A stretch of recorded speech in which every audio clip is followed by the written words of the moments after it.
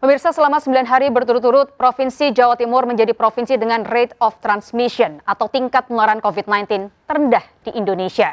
Data tersebut berdasarkan analisis Big Data The Bonza dan Satgas COVID-19 Pusat melalui laman Lapor COVID.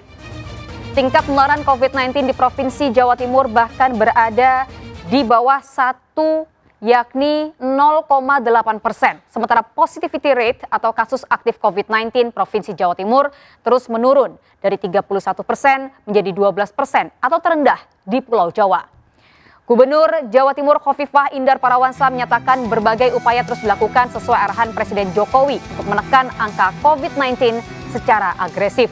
Di antaranya melalui operasi justisi untuk meningkatkan kepatuhan bermasker. Operasi justisi di Jatim sampai hari ini telah dilakukan di 40.745 titik dengan total yang terjaring sebanyak 592.634 orang. Testing dan isolasi masif di Jawa Timur juga terus diperketat.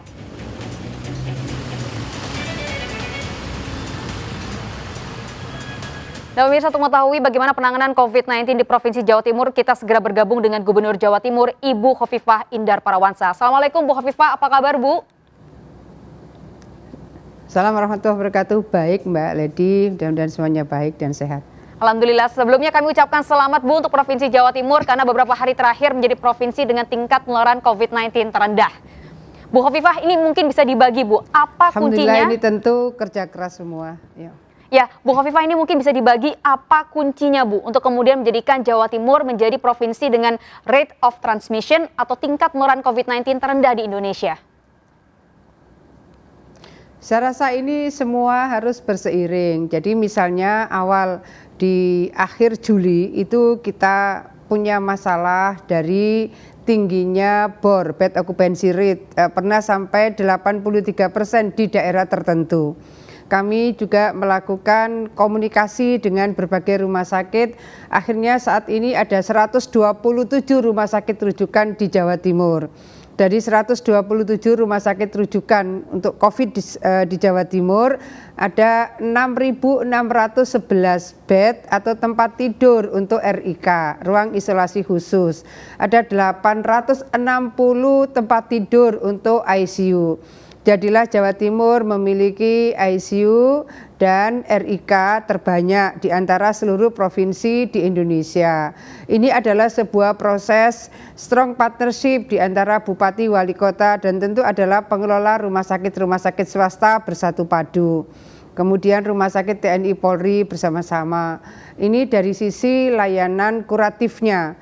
Kemudian untuk melakukan relaksasi rumah sakit rujukan, kita menyiapkan rumah sakit darurat lapangan.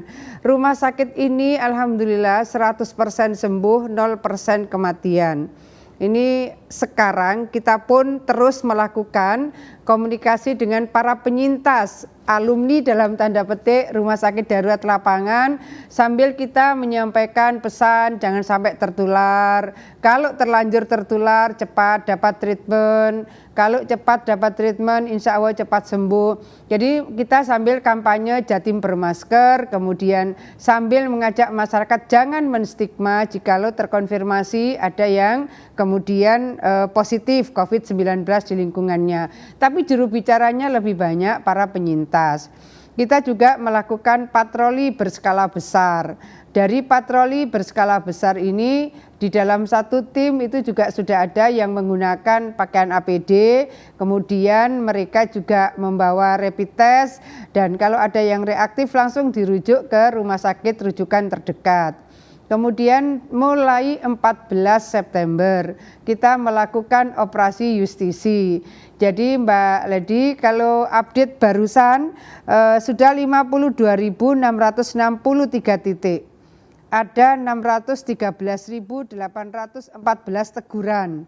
Yang lisan 475.000 sekian, yang tertulis 137.985.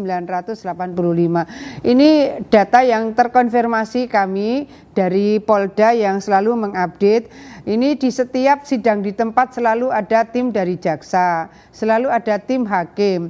Jadi betul-betul koordinasi di antara Polda, lalu Kodam, kemudian Kejaksaan, lalu kemudian pengadilan. Ini memang harus menyatu dengan Satpol PP. Baik. Kemudian kita juga melakukan rapid test tetap, kemudian swab test, dan alhamdulillah positivity rate Jawa Timur 12%, sudah di bawah rata-rata nasional. Tapi tetap selalu saya kasih koma, kita tetap harus waspada bahwa penyebaran COVID-19 ini belum berhenti. Baik. Supaya tetap waspada dan tetap patuh terhadap Bu Khofifah, protokol kesehatan. kami bahas sedikit mengenai operasi justisi yang tadi Ibu sempat bahas. Ini dilakukan secara masif di lebih dari 52.000 titik. Lantas ketika ada pelanggaran-pelanggaran tadi Bu, apa sanksi tegas yang diberikan oleh tim Hunter COVID di lapangan Bu? Tidak hanya sanksi, di Pamekasan misalnya yang kemudian ada operasi justisi dan ada yang menggunakan masker, justru mereka dikasih reward, kasih minuman pon-pon. Jadi tidak selalu punishment, tapi juga ada reward bagi mereka yang ternyata disiplin menggunakan masker. Kalau saya boleh membaca Mbak Ledi, yang kerja sosial 108.185 kali. Denda administratif 24.411 kali. Nilai denda yang sudah masuk sekarang 1.086.000.000 sekian. Ada sita KTP dan sita paspor 14.286. Ada penghentian sementara tempat usaha 56. Ada juga kurungan 4 orang. Jadi ada juga sanksi sosial saya rasa yang sempat viral di berbagai media internasional. Gresik misalnya memberikan sanksi dengan menggali kubur untuk jenazah COVID-19. Jadi varian-varian daerah bersama Forkopimda untuk memberikan sanksi atau justru memberikan reward. Bagi mereka yang menggunakan masker justru dikasih minuman pon-pon, padahal itu di dalam satu kesatuan operasi justisi. Jadi artinya varian-varian itu kepala daerah setempat yang memberikan format mana yang kira-kira lebih efektif. Baik, artinya salah satu yang juga efektif untuk bisa dilakukan menekan angka COVID adalah dengan penerapan sanksi yang tegas dan juga reward bagi mereka yang taat. Berikutnya Bu, ini 3T yang dilakukan oleh pemerintah, tracing, testing maupun treatment. Sejauh ini bagaimana yang dilakukan oleh Pemprov Jawa Timur di 3 hal ini untuk kemudian betul-betul membuat rate of transmission atau angka penularan COVID-19 di Jawa Timur itu betul-betul menurun drastis? Ya, jadi sebetulnya sejak Maret yang lalu di antara rumpun gugus tugas itu ada 4, salah satunya adalah rumpun tracing. Tracing ini satu tim tersendiri, kuratif satu tim tersendiri. Kemudian untuk promotif preventif satu tim tersendiri dan dampak sosial ekonomi COVID satu tim tersendiri. Jadi 4 rumpun tim gugus tugas ini sebetulnya sudah kita siapkan sejak Maret yang lalu. Jadi koordinator tracing ini koordinasinya tidak hanya dengan Dinas Kesehatan Provinsi, Kabupaten, Kota, tapi juga dengan relawan, juga dengan TNI dan juga dengan Polri. Karena ada beberapa titik di mana ketika kita mau tracing tidak dengan serta-merta kita dibukakan pintu. Pasti ada komunikasi-komunikasi awal supaya sama-sama kita membangun perspektif yang sama tentang pentingnya tracing supaya tidak tertular ke yang lain lebih luas lagi. Misalnya kan di titik-titik yang berpotensi terjadinya kerumunan juga berpotensi terjadinya penularan.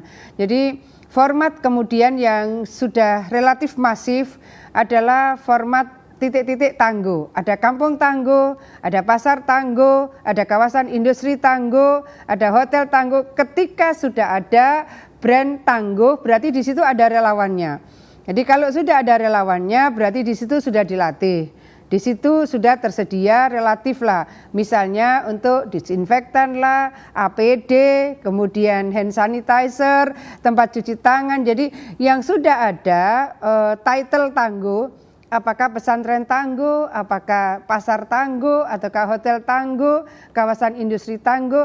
Ini format-format yang kita ingin melakukan identifikasi bahwa mereka bisa dijadikan role model untuk mengajak masyarakat atau institusi di sekitarnya bahwa mereka sudah harus melakukan kesiapsiagaan dengan tim relawan internal mereka. Jadi kalau kita sudah menemukan ada title tangguh, di situ berarti ada relawan. Inilah yang terus direplikate, terutama dalam komando Pak Pangdam, Pak Kapolda, kemudian Pemprov, support beberapa alkes yang dibutuhkan. Kira-kira gitu Mbak Lady. Terakhir nih Bu Hovifah, mungkin ada pesan yang bisa disampaikan kepada masyarakat luas, khususnya terkait penerapan protokol kesehatan, agar kita bisa segera meniru jejak Jawa Timur terkait dengan rate of transmission yang rendah dan juga kasus aktif yang terendah sekarang di Jawa. Ya, terima kasih. Tentu masing-masing juga punya best practice yang kita juga harus saling belajar. Tetapi bahwa selalu kami mengajak masyarakatlah yang harus di depan. Kalau masyarakat di depan, masyarakat yang harus menjadi komandan untuk memproteksi, melindungi dirinya, memproteksi, melindungi di lingkungannya. Format seperti ini harus kerja keras, makanya saya Sabtu Minggu gowes bersama penyintas dan Forkopimda, juga bersama lintas instansi vertikal, sambil kita bersama-sama menggunakan t-shirt, pakai masker, sambil kita juga berbagi masker dan seterusnya. Memang kita harus bekerja secara terus-menerus dan sambil mengajak kepada masyarakat bahwa ini belum berhenti penyebaran COVID-19, maka patuhi protokol kesehatan. Jadi memang pesan-pesan seperti ini harus terus kita lakukan karena ekonomi kita harus bergerak, keberseiringan antara pergerakan ekonomi dengan pengendalian COVID ini harus berseiring. Baik, terima kasih banyak Gubernur Jawa Timur Ibu Hovifah Indar Parawansa atas waktunya dan berbagi bersama kami di seputar iNews yang RCTI. Sehat selalu Bu.